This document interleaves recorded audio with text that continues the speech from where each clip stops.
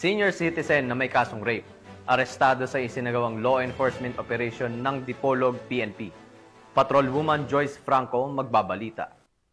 Ang isang wanted person sa kasong rape sa isinagawang law enforcement operation ng Dipolog City Police Station, katuwang ang 901st RMF B9, 1st Zamboanga del Norte Provincial Mobile Force Company at Zamboanga del Norte Provincial Intelligence Unit sa Purok Paraiso, Barangay Galas, Dipolog City. Kinilala ng mga otoridad ang suspect na si alias Jer, 74 anyos, may asawa at residente ng Barangay Galukso, Rojas, Zamboanga del Norte. Ang suspect ay naaresto sa bisa ng warrant of arrest dahil sa kasong rape na walang inirekomendang piyensa. Nasa kustodiya ng Dipolog CPS ang suspect para sa maayos na disposisyon ng kaso. Patunay lamang na ang pambansang pulisya ay katuwang ang iba't ibang ahensya ng gobyerno ay patuloy sa pagpapatupad ng kanilang sinumpaang tungkulin kontra kriminalidad na naayon sa agenda ng gobyerno na itaguyod ang kaayusan at kaligtasan ng publiko, kapayapaan at seguridad na magkaroon ng unlad na isang bagong Pilipinas. Mula dito sa Zamboanga Peninsula, nagbabalita ako ang inyong PNN correspondent, Patrolwoman Joyce Franco,